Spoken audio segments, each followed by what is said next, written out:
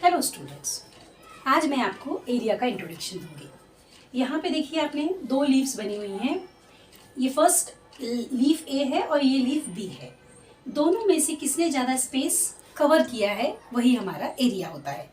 अगर हम बात करें इसके डेफिनेशन की, the amount of surface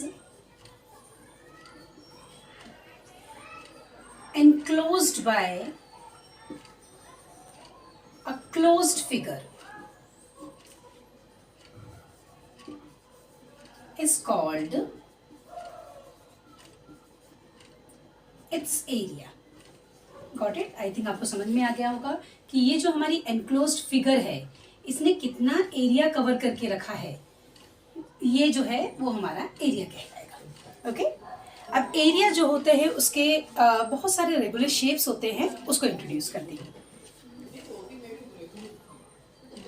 area of regular shapes, यहाँ हमारे पास एरिया के 3 शेप्स होते हैं। तो पहला वाला स्टार्ट करती हूँ मैं। सबसे पहले फर्स्ट वाला है, इसके फॉर्मूलेज हैं एक्चुअली। एरिया ऑफ रेगुलर शेप्स के फॉर्मूलाज है। First one is area of rectangle.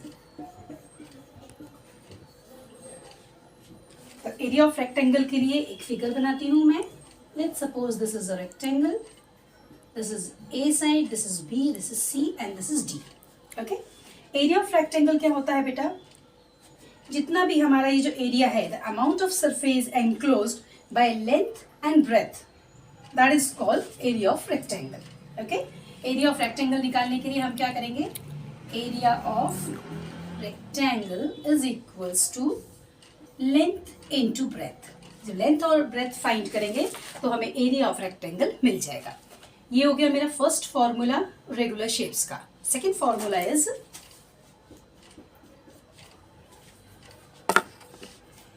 Area of square. इसके आगे मैं इनसे रिलेटेड सॉल्यूशंस भी कराऊंगी। अगर आपको कहीं आगे प्रॉब्लम आती है तो आप मेरे साथ कमेंट कर सकते हैं, मुझे बता सकते हैं। Next is area of square. Area of square के लिए क्या है? फिर से वही, ये मैंने एक फिगर बनाया है आपके पास सामने। ये स्क्वायर का साइड है और आपको पता है लास्ट वीडियो में भी मैंने बताया था कि स्क्वायर जो होता है उसके जो साइड्स होते हैं वो सारे के सारे इक्वल होते हैं। तो यहाँ पे अगर मैं बात करती हूँ इसकी, तो a square is a special case of rectangle whose all sides are equal. Rectangle का ही एक पार्ट होता है, लेकिन इसमें क्या होता है, इसके सारे साइड्स जो होते हैं वो बराबर होते हैं।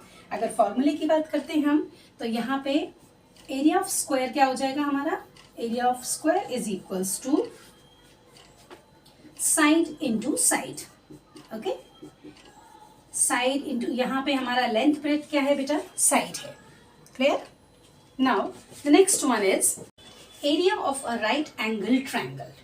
यहाँ पे फिर से कंसीडर एक स्क्वायर हम कंसीडर कर देंगे। Let's suppose this is a square.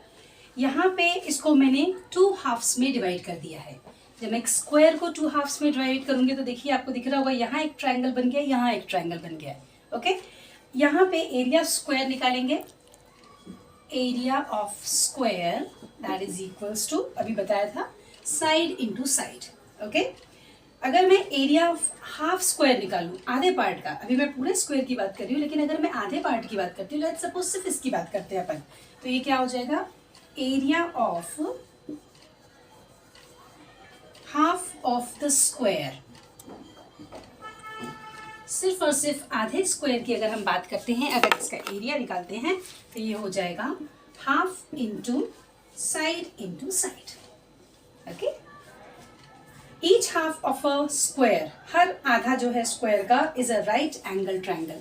यहाँ देखिए, अगर इस फिगर को बाहर निकाल के लेके आते हैं तो ये इस तरह से प्रेजेंट होगी। तो इसका क्या मतलब हुआ? ये जो है वो एक राइट एंगल ट्रायंगल है। क्यों? क्योंकि ये 90 डिग्री शो कर रहा है। These triangles are of the same size, क्योंकि एक ही साइज के होते हैं, और इनका जो एरिया है वो भी सेम होता है। अब इसके बाद में यहाँ पे मैं आपको बताऊंगी ट्रायंगल के बारे में। नाउ एरिया ऑफ ईच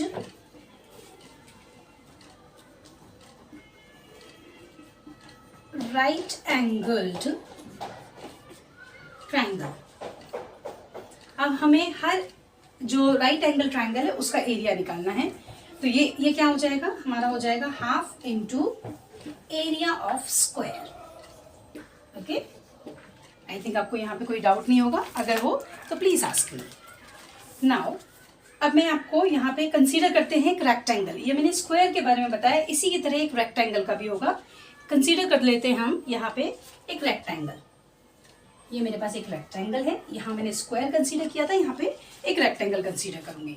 यहाँ इसको भी अगेन वही करते हैं, मैंने इनको दो हिस्सों में बांट दिया है। Okay, I have divided this into 2। अगर मैं इसका एरिया निकालती हूं तो एरिया ऑफ रेक्टेंगल क्या हो जाएगा, area of rectangle that is equals to length into breadth. हमें पता है लास्ट वीडियो में भी हमने किया था कि area of rectangle length into breath होता है, लेकिन क्योंकि मैं हाफ में डिवाइड कर रही हूँ इसको, तो फिर से अगर मैं करती हूँ एरिया ऑफ हाफ, अभी स्क्वायर जैसा है बेटा सेम वही रहेगा, area of half of rectangle. अगर आधा निकाला रेक्टेंगल का एरिया हमने तो क्या हो जाएगा, again same formula, half into L into B. ठीक है, क्या हो जाएगा, half into length into breadth. Again देखिए यहाँ पे, देखिए आप यहाँ पे फिर से ये 90 डिग्री शो कर रहा है और ये भी 90 डिग्री शो कर रहा है, तो कह सकते हैं area of each right angle triangle is equals to half into area of triangle. ठीक है, एरिया ऑफ रेक्टेंगल। ओके, यहाँ स्क्वायर था, यहाँ आके मैंने half into area of rectangle हो जाएगा। क्लियर?